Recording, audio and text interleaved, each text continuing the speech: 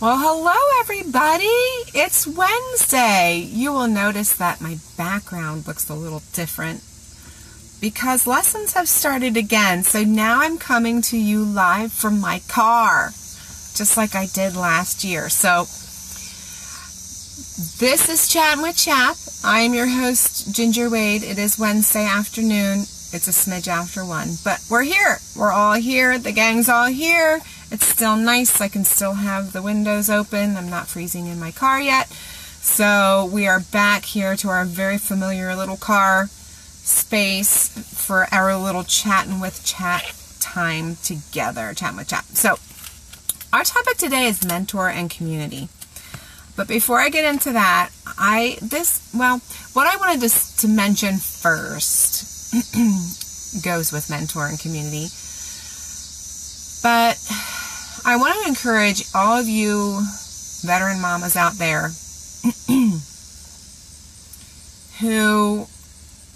veteran mama could be someone like me who's been homeschooling for 15 years, 20 years. Or a veteran mama could be someone who's homeschooling for 5 or homeschooling for 2 or 1. A veteran mama is someone who's done it. So I want to encourage any of you who have been homeschooling for any length of time to reach out to people who aren't sure what to do right now.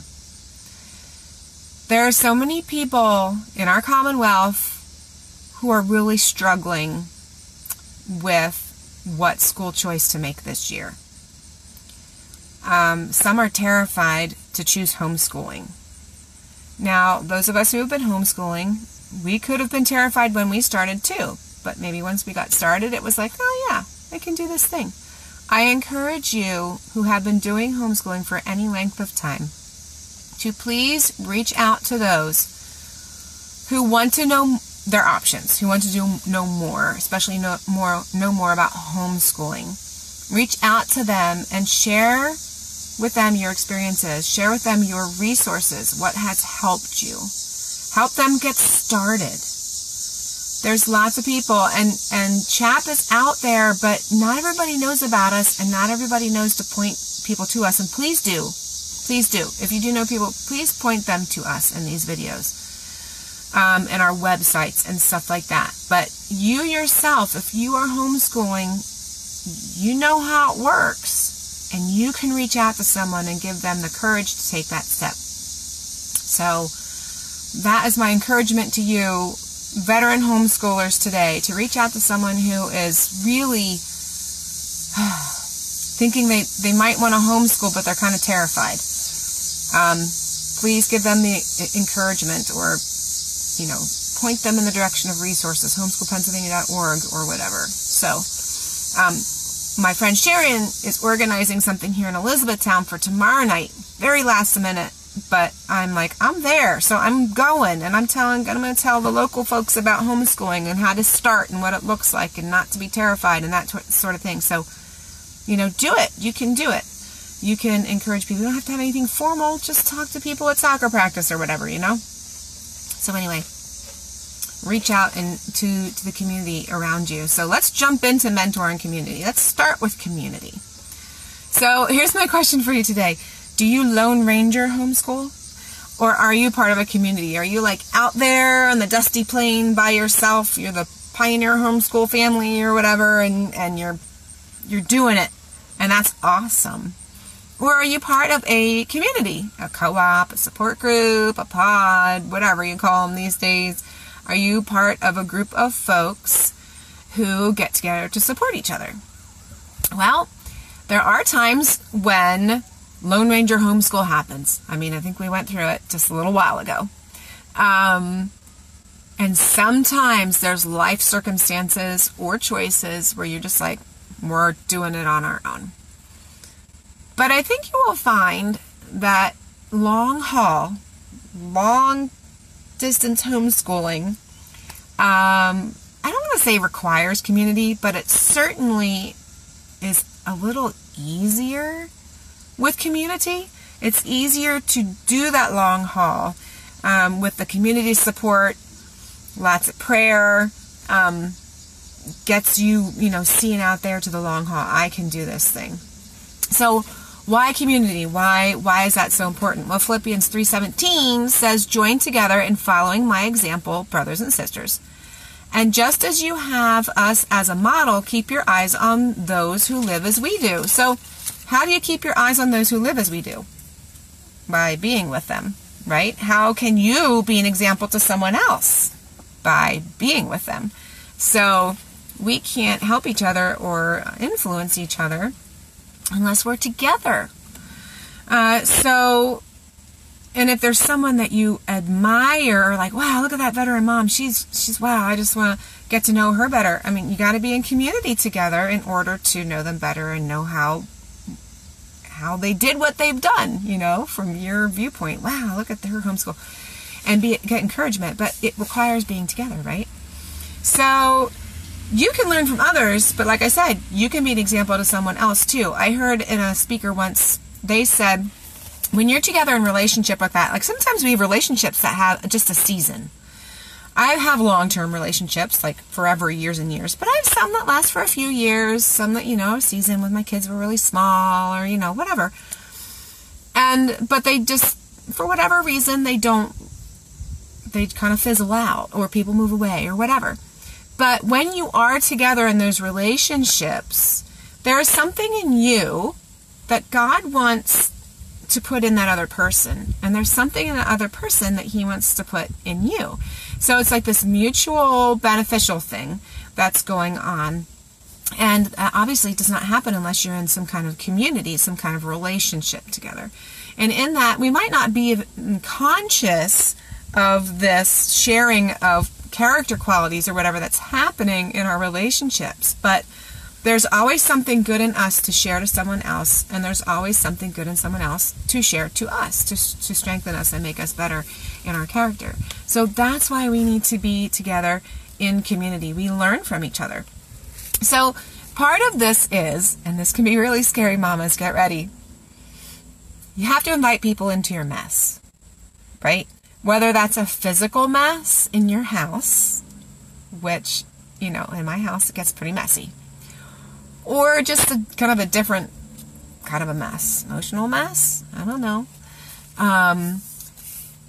Invite people in, because when you have, if you're having people over physically and you're having community, invite them over without dusting and cleaning and making your house perfect. Okay, the reason is you're trying to destroy the facade of perfectionism. Because honestly, we're not perfect, right? I mean, we all know that. Deep down inside, we all know that we're not perfect. But trying to keep your house perfectly clean and everything put away and look like you have it all together, it's just not reality. And when you tear down that wall of perfectionism, there's freedom. I mean, I've experienced it multiple times, but I've had actual physical release, burden off of my shoulders when I gave up the facade of perfectionism, right? And just invited people into my mess and be me and apologize when I screw up, because it's going to happen. And there's just this great freedom that happens in that. So invite people in to your mess because it's going to encourage them. Part of community is realizing that you're similar to or like or have things in common with other people. Well, when people come to your place and they see, wow, what floor's a little dirty, or there's toys there, or there's homeschool papers there, or there's dishes in the sink, they can relate to you. You are not this perfect person, right? And they can relate to you. They can be more relaxed with you, and then you don't have to keep the facade. So it lets the stress go. Can you feel it already? It's so nice. Because when you try to keep that thing of perfectionism in that relationship, it kind of is a prideful thing for the perfectionist, right? But it also tempts the other person to make you an idol. So that's bad for both of you. Pride and idolatry there. Not a good combination. So let's just get rid of the perfectionism. Let's just admit we don't got it all together and invite each other into our messes, because that's good. So And this way too, if we tear down those walls, there will be no dividing. When the enemy can divide us, he can squash us. It's so much easier to convince a discouraged homeschool mom to not continue homeschooling if she feels like she's all alone. And if you're encouraging each other and walking through the journey together, whether you're at the exact same place or a mom is a further ahead than the other mom or whatever, when we're together in community, it's much harder to separate and destroy, right? So that community is so important and so very strong. So let's move in just away from the idea of general community into mentorship. And what is mentorship? Well, I'm going to read from Titus 2, verses 3 to 5. It says, "Likewise, teach the older women to be reverent in the way they live, not to be slanderers or addicted to much wine, but to teach what is good. Then they can urge the younger women to love their husbands and children, to be self-controlled and pure, to be busy at home, to be kind, and to be subject to their husbands, so that no one will malign the word of God." So mentorship there is more of an idea of one-on-one, where you're kind of in the older women who have gone before, or in a one-on-one relationship with the younger women who are looking for guidance or help and instruction. We're living out the life that God has called us to be so that we can reach back and help those who are coming up behind us, right? And no matter where you are in your stage of life, there's someone you can reach back and pull forward. Even small children. You think of, my teen girls and the elementary aged girls that they run into. They can reach back to them and include them and guide them and help them. There's always someone you can mentor, reach, and help at any age and stage of life, right? So guess what? Guess what mentorship isn't? Mentorship is not the afternoon seminar on how to live. Ooh, we've got the afternoon Saturday seminar. We're good to go. Let's just go. No, mentorship is a continual relationship and connecting and growing and accountability and strength and encouragement. And honestly, in a mentoring relationship, even the one who's the mentor could find great accountability and encouragement from the younger member of the partnership too. It goes both ways, right? We're encouraging each other along. So it's so very important. I mean, sometimes that close relationship and that encouragement from someone else is what keeps us putting one foot in front of the other. So I can't encourage you enough to get involved somehow in community, whether it's a support group or whether you seek someone for a closer mentoring type relationship.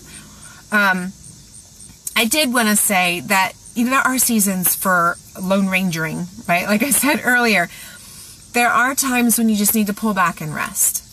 And that is totally and completely valid. So what I encourage you to do is to be prayerfully seeking God and asking Him what He has for you right now. Is it a season of rest? Is it a season of quietness, alone time? Or is it a season of community? Maybe even reaching out to someone who might need a mentor, or reaching out to someone that they would be your mentor. Don't be afraid to reach out. I've run into so many homeschoolers. I've never met a homeschooler that doesn't want to share from their experiences, right? I've never met someone who's like, well, I homeschool, but I'm not going to tell you anything about it. I think it's something unique, because we all want to learn from each other. We all want to, well, what about that? What about this? Like, we all want to know more. And we want to help others be successful, right? So, be willing to just reach out and ask. So, and share the good, the bad, and the ugly, because that is going to encourage others. And also, like, when it gets it off your chest, right? If you're not hiding it down deep inside, and then you're thinking, I'm the only one who does this, and I can't ever tell anyone because it's just awful. Don't believe that lie, right? Share the good, the bad, and the ugly in a close, trusted community, right? So that you can be encouraged and helped along the way, and they can be encouraged from your walk too. So, like I said earlier, that next step might come out of support from other people, or you might be the person encouraging someone to take their next step, right? You might be the one who needs to hear it, or you might be the one who needs to say it to encourage someone else to keep on keeping on, right? And sometimes you feel like you're really not in the place to be that person, because wow, who am I? However, you know, God put you there for a reason. Share the encouragement, you know, be willing to receive the encouragement. So important. So stay engaged, get engaged in your community, in-person communication. I love talking to you guys here on Facebook. I love that we have groups that we can throw questions out there and answer each other's questions. But being together physically is so important. So get some in-person communication with other folks. Go to the coffee house. You know you love it. Veteran mamas, I encourage you, like I did at the beginning of the video, make yourself available. At the beginning of the video, I mentioned reaching out to those who have public school kids who are looking for other options, because the state of our state is crazy. And they need encouragement and they need information. But I also want to encourage you to make yourself available to other homeschool mamas who are just getting started, whether it's at your co-op, a support group, a Facebook group. There's lots of options for that. Open up your home and have a mom's night out. Just, you know, you can have a theme that you want to talk about, or just chill. Just bring snacks and chill and just let it go however it needs to go. Or have a theme of the night. Oh, this is how you teach your kids to do laundry, or this is how you teach your kids to whatever. Or just, like I said, make it easy. Hold a Bible study. Do one-on-one with another mom. But veteran mamas, you know, Titus chapter 2, verses 3 to 5. Reach out to those younger mamas and share from your experiences. So, you guys, you have no idea what God is going to do in those interactions you have. I have discovered this over the years of giving talks, or just chatting at co-op, or having conversations with people that someone else overhears. You never know who is listening or who is going to find encouragement from what you're sharing. So please share. Please share from your experiences. Please share from your life and encourage others. It's beautiful, and you never know who you're going to encourage along the way. So again, reach out, build community, reach out to those who want to homeschool but are terrified, and show them that it's not as terrifying as they might think. So thanks for joining me again here. I will be back next Wednesday, and it's Q&A day. So if you guys have questions and you need answers, please comment here on this video.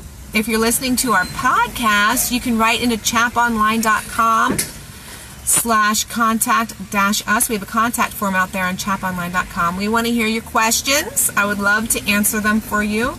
And we will connect up next week right here, same time, and probably same place, in my car. All right, we'll see you then. Thanks for joining. Bye.